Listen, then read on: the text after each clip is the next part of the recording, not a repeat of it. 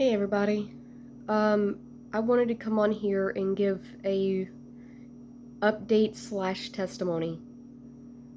I know the past couple videos that I've done, I've mentioned that I lost my little baby a little bit, Shadow, and I just wanted to, well, give my testimony on this.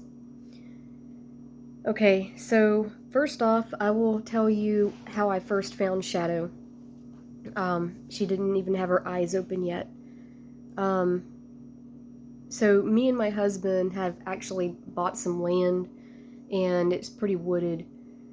And this was a couple years back. At the time we were living at my parents', and they were doing all the land clearing themselves. And I had left my parents' house and went over to check on my husband and his dad because they were, tearing down trees and stuff. And it was almost dark, and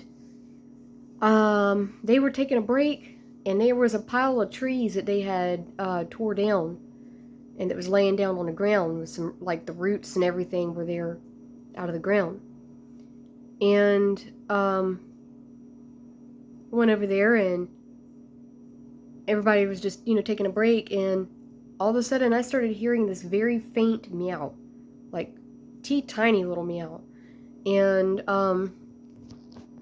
anyways, I was like, hey, do y'all hear that? And my husband heard it.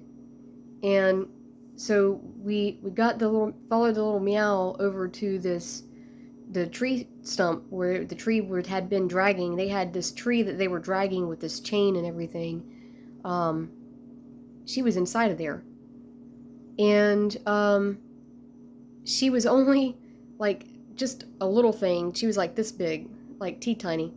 And anyways, we got her out of there, and it was like a miracle of God that she was not all squished up and tore up from them dragging that tree in the first place.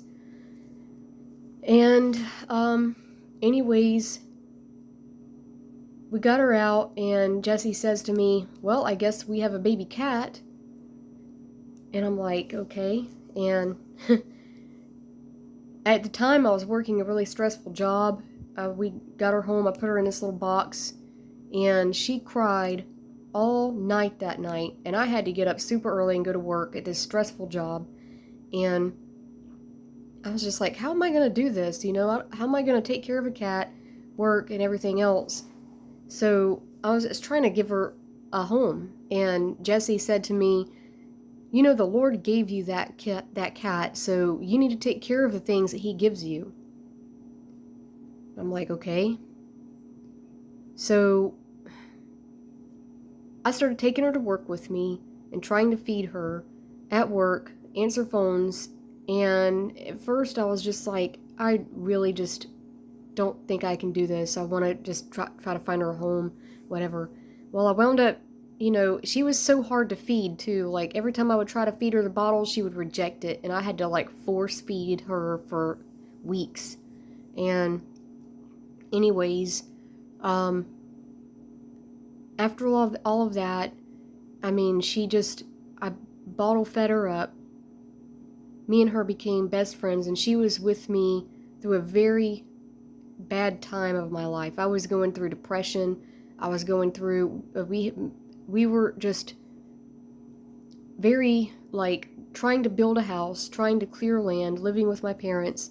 And on top of all of that, I had a lot of mental stresses that I had been battling, spiritual battle that I was battling, and I have been battling for some time.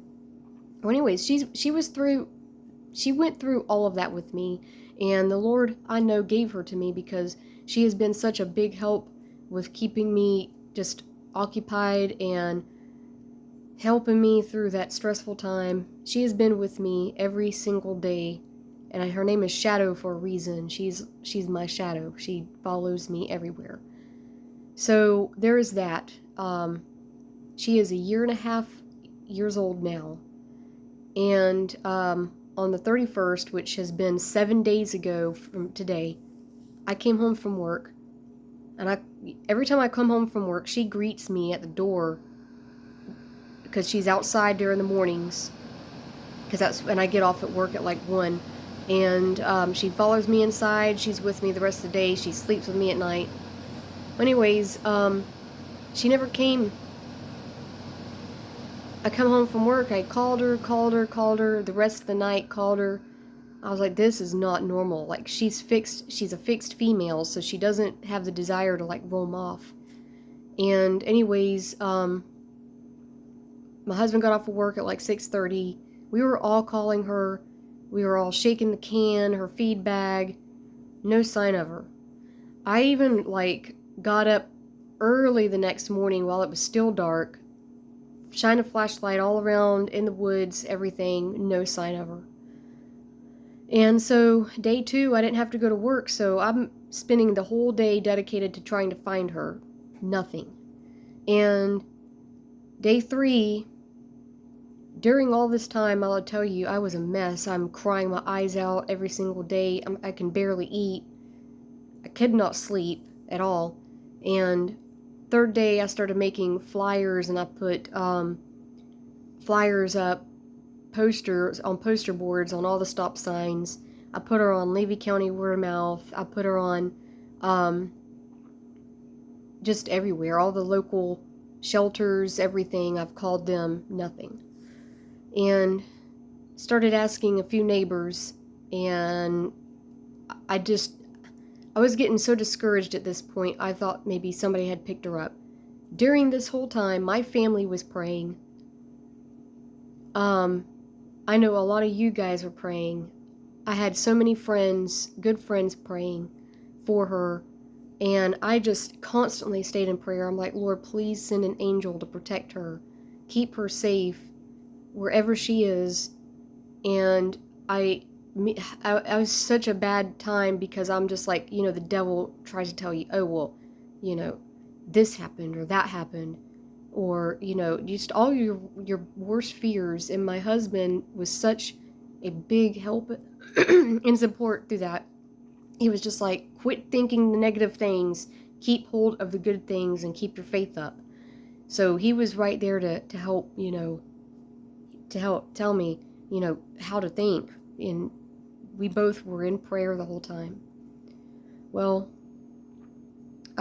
yesterday was day 6, and still nothing. So I wound up getting another little black cat, 5 months old, and it happened to be Shadow's sister. The lady that had, or the cat that had Shadow, belonged to a lady that lives in the neighborhood. And she got on my Facebook and said, if you want one of these black cats that I have, it's Shadow's sister's or whatever. So I'm like, okay. So I get this kitten home yesterday afternoon. Such a sweetheart. She was such a sweet kitten. Well, Jesse seen her, and he immediately got upset, not just the fact that she looked so much like Shadow, and it was just hurting him too, because he loved her as well, still loves her. And anyways, he goes outside, and I will tell you also, Sunday, today's Tuesday, Sunday we had went to church, and we had asked the pastor to pray. We had a prayer request. Well, he prayed with us, and he prayed, Lord, because we had been praying before, Lord, send her home, Lord, let her find her way back home. Well, he had actually prayed for the Lord to lead us to her. And anyways, so there's that. So yesterday, after I got the kitten and stuff, the new kitten, he went out to the woods, because he was just like, I gotta go pray. I don't even really want to touch this kitten right now. And anyways, he went out in the woods. Like I said, we have a lot of woods around, and he come across this weird tree, and he was out there kind of praying to the Lord and kind of grieving, because we had 6 days, you're kind of giving up hope. Even though you're praying and you're trying to have hope, you're still like that thing in the back of your mind, it's running thin, at that point. And anyways, he sees this really weird tree, and I'm about to go uptown. I have to get a few things, so I walk out on the porch. His dad is sitting on the porch, and anyways, he comes back up and he goes, "Hey, y'all want to see this really weird tree?" So we're like, "Sure, let's go look at this tree." So we all like truck out to the woods. We're just walking through the woods, and we're going out there pretty deep, and looking at this tree, and this tree was weird. I mean, it like had barnacles all over it. Anyways, I just called out Shadow's name just because I'm just like, why not? So I'm like, I call her name out really loud. Lo and behold, I hear a very, very faint cry off in the distance. Me and Jesse both heard it, and we were like, did you hear that? Like, yeah. And it was her. It was Shadow. She's so happy to be home. She's so tired and weak, but she's so happy to be home. Isn't that baby? Yeah.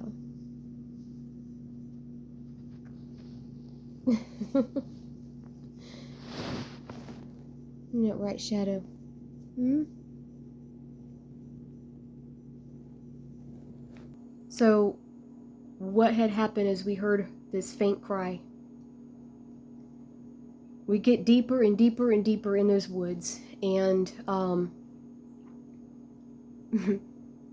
we're calling for her. And like I said, she's got a really tiny, very faint cry on top of that. All of a sudden, this dog starts barking that's from like the next property over. And like I said, this is like maybe going on 10 acres away from our house now at this point. And Jesse's dad, all of a sudden, was just like, Crystal, what's that up there in that tree? And I go over there and I look, and I see this, like, way off in the distance, like 30 foot up, this very tall tree with no limbs except for one little limb about that big around.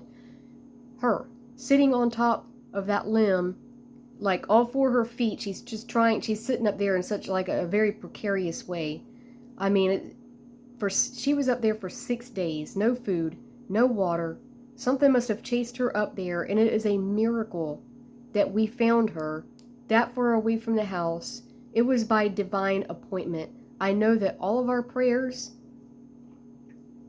led us straight to her, and I have to tell you that to get her out of that tree was also a miracle. It was very dangerous, but we did it.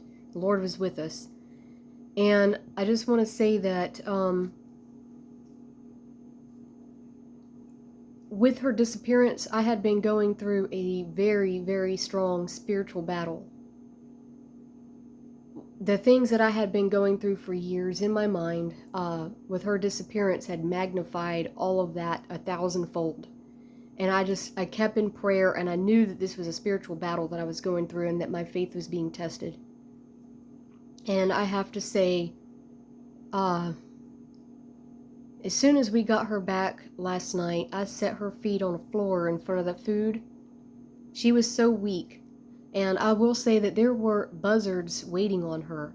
We had seen buzzards circling around in the other trees, and buzzards do that. I don't think that she would be alive today if we had waited another day.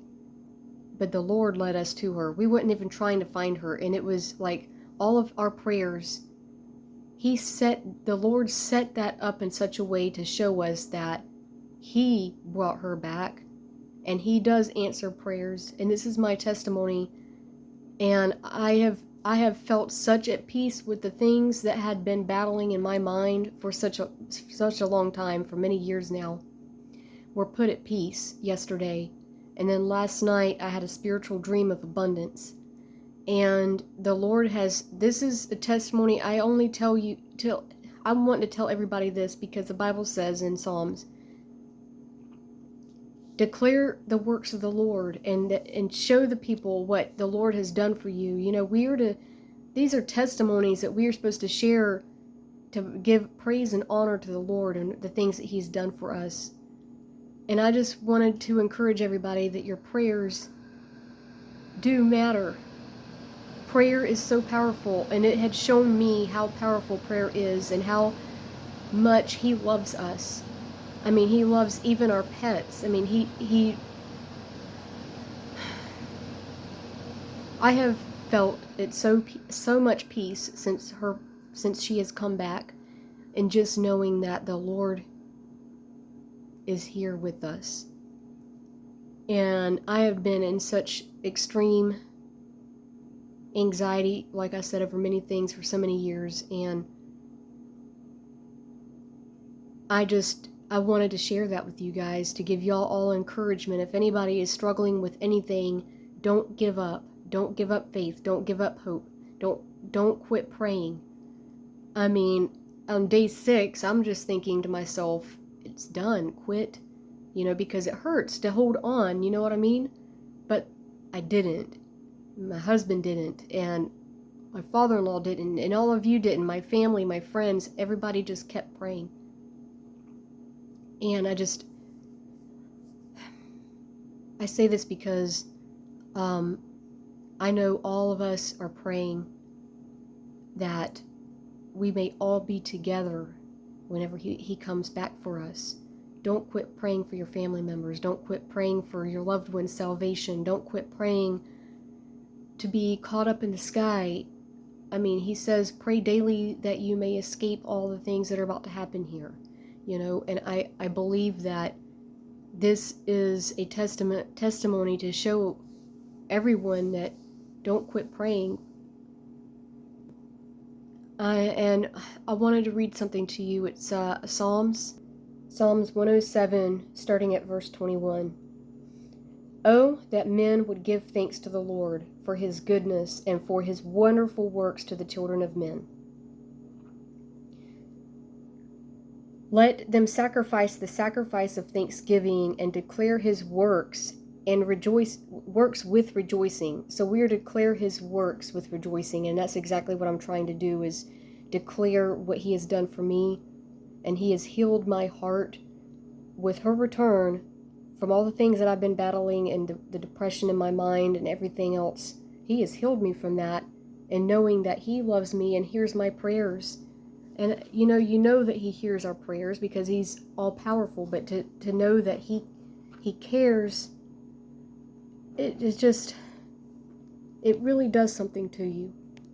I'll keep reading verse 23. Those who go down to the sea in ships, who do business on great waters, they see the works of the Lord and His wonders in the deep.